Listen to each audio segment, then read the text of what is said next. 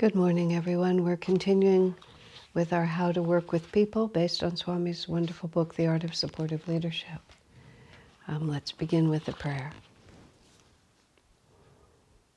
Heavenly Father, Divine Mother, Friend, Beloved God, Jesus Christ, Babaji Krishna, Lahiri Mahashaya, Swami Sri Yukteswar, Beloved Master Paramhansa Yogananda, Saints of all religions, dear friend and guide Swami Kriyananda, humbly we bow to you all. Help us to feel your living presence within us, guiding and blessing all that we do. Show us with your divine light the way to follow in your footsteps, that we may find ourselves where we are meant to be, which is one with thy light. Om. Peace. Amen.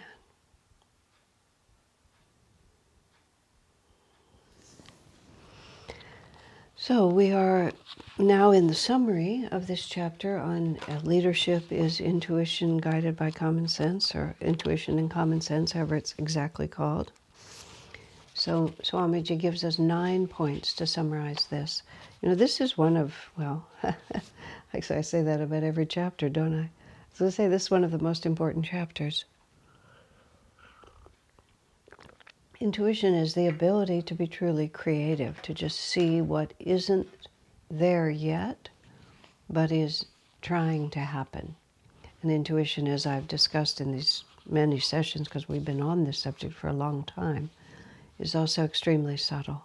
Enormous humility. Humility, discrimination, attention, all of that is greatly required in order to genuinely develop intuition. So it's worth all the time that we've spent on it. Point number 1 of these 9 points in summary, the message of this chapter might be distilled into the following rules. I love the way, how conditionally Swami says that. I'm curious if he's as conditional in every one of these chapters. Let's see if he is. Try then to live by these principles, he says. In this one, he says, remember these rules. So everyone, I hadn't really noticed that he's introducing his summaries to reiterate then. Each one is different. So the message of this chapter, because what I noticed in that was how tentative he was. And I think it's because the subject of intuition is impossible to codify in something like, here, remember these rules. He just says the message of this chapter might be distilled into the following rules. So you have to take these rules and work with them intuitively. Number 1, the wise leader is more concerned with what is than what ought to be. So in terms of intuition, what he's saying is we can't let our desire for a particular outcome. See, this is the hard part about intuition, is that if we have desires one way or another, by definition, if we're biased in favor or against any point of view, that means that we're oscillating in a certain direction, and therefore the clarity of pure superconsciousness, we don't match it. I remember a period of time in my life when this was when I was very early on the path, and I had a very important decision to make. I was faced with a very important decision, and I just couldn't feel, I had no feeling about God's will, is how I was putting it, but that would be another word for intuition, which is something more than just the pros and cons, balancing it and measuring it, which is just really receiving some kind of guidance on the point. And I was totally struggling, and I went to see Swami Kriyananda, and I was talking to him about it, and I suddenly was just so overwhelmed with the emotions, with my emotions, that I put my head down on the hassock and I began to sob. And through my tears, I said, it's so hard to know what God wants. Swami answered me in his way, very quietly. "No, it's not," he said, like that. Now, I was just distraught. I was so sincere. I was trying so hard, and I was so confused. And we talked a little bit more, but he really didn't have much more to say. So I left his house and I walked up to my trailer where I was living, which was a 5-minute walk. And I was annoyed with Swamiji because I had presented this great difficulty and he had just dismissed it. You know, I said, it's very difficult to know what God wants. And he said, no, it's not. And in my mind, see, this is the way the mind works. Walking up that hill, I changed his words. I changed his words. He had answered me in principle. I said, it's hard to know God's will. He said, no, it's not. I changed it to him having said, I just changed it in my mind, him having said, it's not hard for me to know, me, Kriyananda, I can know, which made him a target all of a sudden. Now I could be mad at him. It's hard for me, it's not hard for him, what difference does that make? Of course it's easy for him. But when I got to my trailer and I sat down to meditate because I was so agitated, I realized I heard his voice again. I heard him speaking, and I realized he wasn't speaking about himself.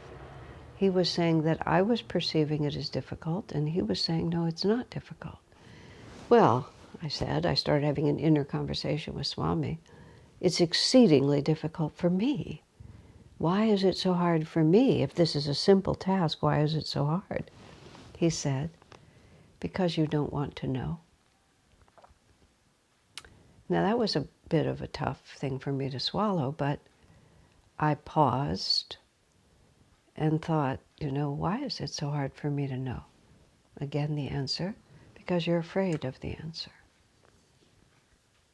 Oh. And of course, as soon as that came, it was very clear to me I was very afraid of the answer because I knew the answer, and the answer was not what I wanted. So it was much better for me to create a huge dramatic story about how hard I was trying and how difficult it was and how willing I was to do anything God wanted. But, the whole premise of all that drama was as long as it's not this. And of course it was this, and that was the reason for all the drama. So in my, what I learned from that, which has been invaluable ever since, is whenever I'm confused, I would say always, but I haven't actually tested it, but I would say pretty much always, I'm afraid of something. I'm afraid of some particular thing happening, and therefore I don't want that to be God's will, so I just pretend not to know God's will. Intuition is a form of God's will. The words are pretty close to interchangeable, but normally when you're running a business, well, you should be thinking about God's will. You should always be thinking about God's will. Intuition is knowing from a superconscious level, and that's what God's will is in the same way, is being able on a superconscious level to tune into what's trying to happen. So whenever we find ourselves defensive or unwilling to accept a point of view or confused, we're very often confused because we're trying to get God to give us either a specific answer that we want or we're asking the wrong question. It's like, do you want the submarine to be yellow or pink? Yellow or pink, yellow or pink. We're not asking, does God want a submarine? Or whatever the issue might be. But the complete willingness to just find out what is trying to happen, or what the truth of the matter is. Like, I don't have the team that's going to carry it out. I don't have the magnetism to persuade them. I lack the money. This is the whole common sense part of it. The wise leader is more concerned with what is than what, he uses the phrase, what ought to be. Well, you ought to be able to accept it. You ought to be able to do it. We ought to be able to afford it. But if we can't, we can't. So what is rather than what ought to be, and I spoke of it more in terms of what I want, but it's the same thing.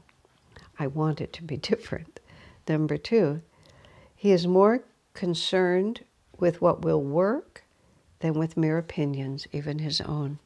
One of the guiding principles of Ananda, which is not mentioned as often as it should be, is that we have to be practical in our idealism.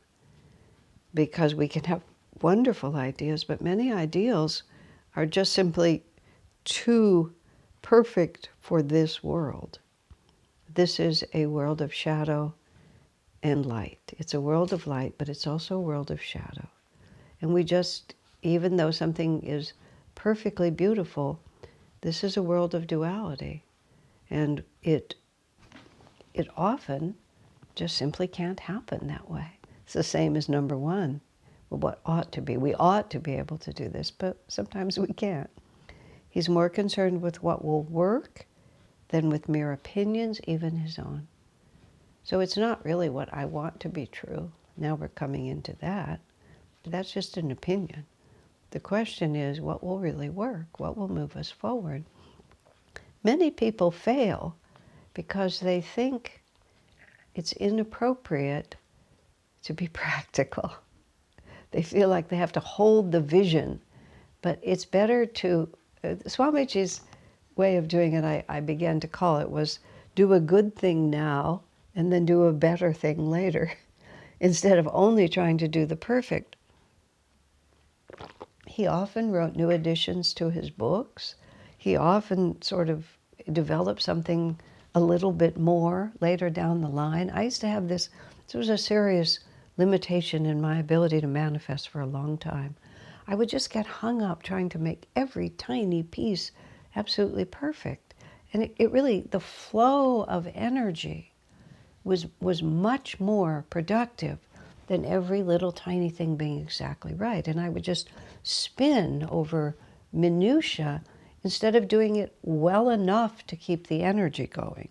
He's more concerned with what will work than with mere opinions, mere just like ideas about how things should be, even my own ideas of how they should be. Let's find out what will actually move us forward. 3, he is more concerned with truth than with being thought right. That's really, really, really important. If we ever find ourselves trying to look like a leader, not wanting to look like I make mistakes, not wanting people to know that I was in error, we're in terrible trouble. It's like all of us have to be dedicated to the high principles. We all focus on the high principles, and if I make an error as the leader, I just own it immediately and then figure out what to do with it. See, also, if the leader can't own their shortcomings or their errors, then nobody in the team will either. And then you end up with an extraordinary crew of defensive people. And everybody has to protect their outer facade, which makes, again, which just suddenly your group is completely crippled. Because of course we make mistakes. Sometimes even mistakes are necessary in order for the greater good to be expressed. There was this wonderful story about the Golden Buddha that sits in Bangkok. I went to see that Golden Buddha in 1986. First trip to India, we went through Thailand. We stopped in Bangkok because we were on Thai Airlines. We actually spent 2 nights there. It was just, none of us had ever been into that part of the world. So Thailand was just marvelously fun. Thailand is a very nice culture and a very nice country anyway. So the Golden Buddha is this huge, standing or reclining, I don't know, in this small shrine in the middle of Bangkok. It's all made out of gold. It's covered with, it's worshipped. It's a marvelous thing. The story of the Golden Buddha is that it was made some hundreds of years ago by some very wealthy emperor. But then that emperor was under assault from a barbarian horde, whoever the barbarian horde was, and he did not have the capacity to defend himself. He knew his kingdom would be taken over. So he took the Golden Buddha and he had it completely covered over in ceramic. He had clay put on it, had it fixed in some way, and then he moved this very heavy thing and just set it down by the river. So this is like several times bigger than life size. It's a very large statue. But it was just sitting outside by the river, and it was just covered with ceramic or clay or something like that. So its golden nature was hidden. And so the barbarians came, the emperor was wiped out. But people saw this statue, and it was a venerated statue, but it didn't cross their minds as to what it was. So the Buddha, the holiness of the Buddha statue was preserved. Some centuries passed. Its secret was completely forgotten because the barbarians had eliminated everybody who knew the secret. Somebody conceived of the idea that it was too nice a statue to just sit outside, and they wanted to move it closer into the town and into a shrine. So there were no mechanized, even at that point, there were no mechanized machines, there were no trucks. So he had to arrange it with a cart. And it was heavy, and he had to do all the engineering, he had to figure it all out. They got it into the cart, the animals were pulling it, but somehow it was just too heavy, and the cart he made wasn't strong enough, and the cart began to disintegrate, and the Buddha goes like this.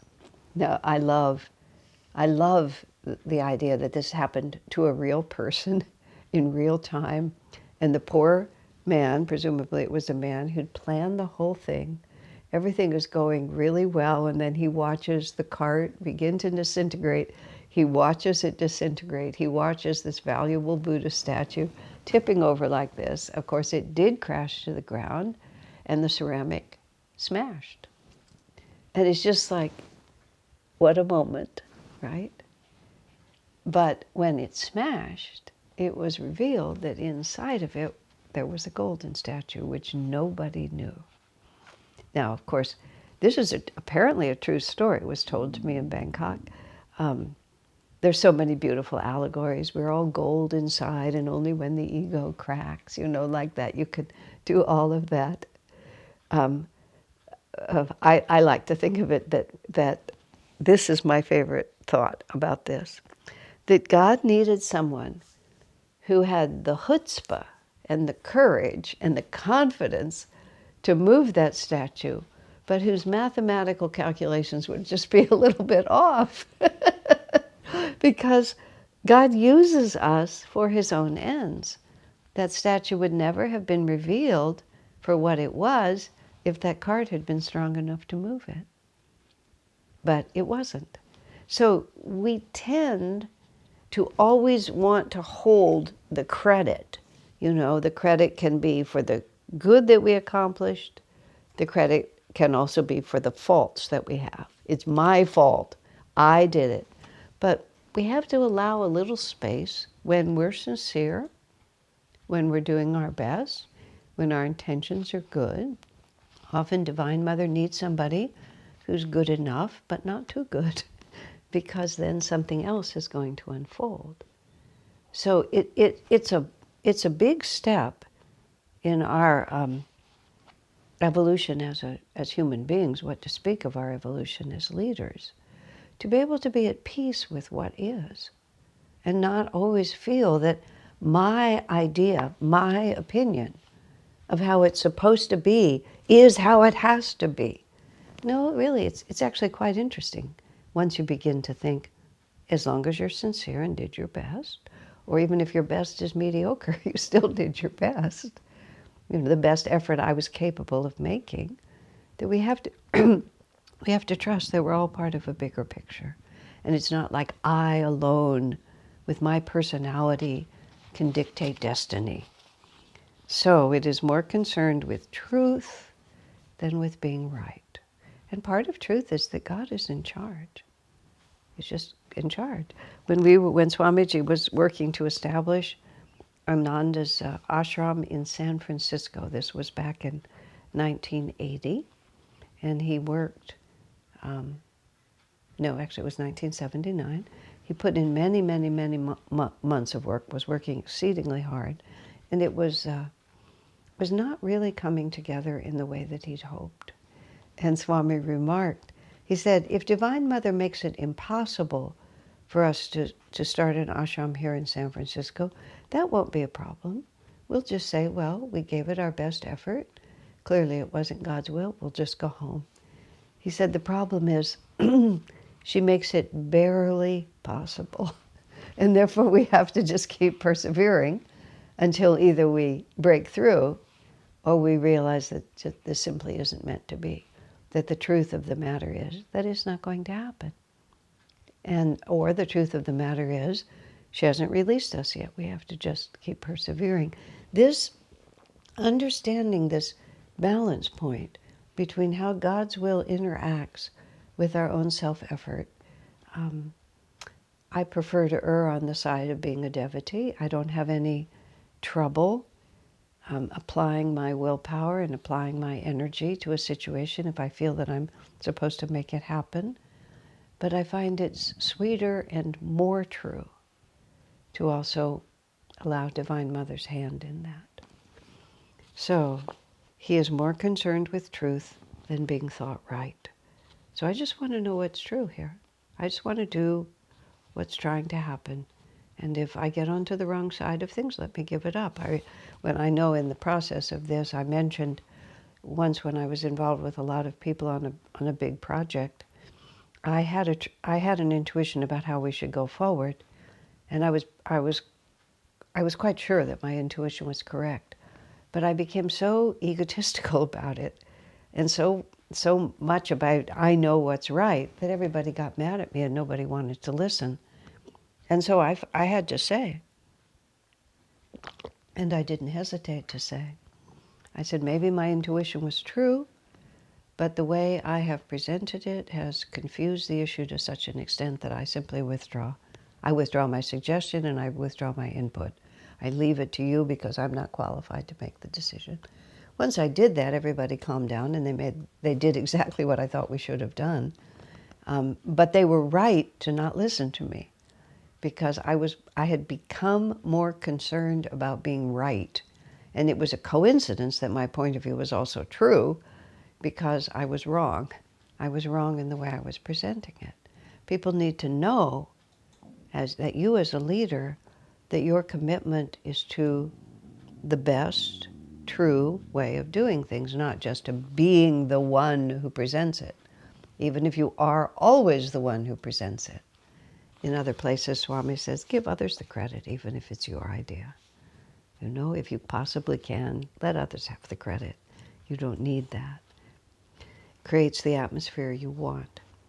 A wise leader convinces by sound reason or by the magnetism of his own conviction, but not by mere outward authority of his position or past experience. The last recourse of a weak leader is to claim access to special information that no one else knows. I've seen the secret memo. The president confided in me things I can't tell you. I had a vision of Master. While I was meditating, it came to me. What are your coworkers supposed to do with that? Except bow at your feet and thank God they have such a superior being to guide them, and then laugh at you behind your back and do everything they can to sabotage the project. You know, developing an effective way of communicating that is neutral, in the sense that it's not just trying to bludgeon people into doing it your way, that is factual, that will discuss things on a rational basis, that hears objections and takes them seriously and doesn't just dismiss them, that doesn't insult your colleagues as being inferior to you in their ability to know things. Again, you have to have, if you're really going to work with people on any basis more than 5 minutes, you have to think in terms of the long-term effect. And if the only reason people listen to you is because you're in charge and they have to, then once again, they'll find a way. I mean, people just don't like to be bullied, and they'll find a way. They'll find a way to work around you. I remember, I think I may have mentioned it here, when there was a person on my team who wanted me to make a rule that everything had to be approved by them before it went forward. I told her that I know Ananda people, and fortunately in our community, people don't go for that sort of thing. I say fortunately because the temptation is you can't be effective that way. within Ananda, so there's no point in trying. I said, I could make all the rules in the world. If you're not helpful to them, they will find a way to go around you, I promise you. I said, you have to make yourself of benefit to them. They have to feel that your input makes their lives better and their work more effective, and that what you have to offer really serves them. And if it doesn't, why would I add an extra step to the process? You know, it's very the prayer that you always want to have. You always want to have, how can I serve? How can I serve? How can I serve the project? How can I serve the ideal? How can I serve the people that I'm with? And service doesn't mean that you always go along with their whims and fancies. It means, because if you're a good leader, you know, you can help them have success. But you want to always be asking, how can I move the energy individually and collectively and where we want to go? Number 5, discriminating supporters need to be cultivated, not merely impressed. You know, a lot of times a strong leader enjoys having strong people around him. A weak leader doesn't want anyone strong around him, because then they pose a threat to his position. And so as a consequence, you end up with a team of people who can't do anything. I know when Swami, at the very, very beginning of starting Ananda, when the publications business was just getting off the ground, and Swamiji had been running it from his apartment in San Francisco before he moved to Ananda Village, and it was just, he only had a few books at that time, but it was just his own private enterprise. Then he began to write more books, and it began to expand, and Seva, who was Seva and Jyotish were his primary assistants at that time. Seva had some ideas about how they could develop the publications business. And Swami knew that some of the ideas that he could think of were better than the ideas that she could think of. But he said he made a strategic decision at that point, that he said he realized that if he didn't allow Seva to have the opportunity to express her ideas, to learn from what she did, to feel that the responsibility was really hers, and therefore she had to step up rather than just sort of passively wait for his guidance, as he put it. He realized that he would have to do everything at Ananda himself. You have to allow people to grow in their own way. You have to find ways for them to make a genuine contribution, have the opportunity to learn from experience. So he's saying discriminating supporters need to be cultivated. If you have people who show potential, Swami had a marvelous capacity to see who had the leadership potential. And by leadership, what he really meant was people who will take responsibility. So you don't want to be in competition with those people. You want to be just the opposite. You want to be always giving them whatever you can so that they can go forward. Okay, my friends, God bless you.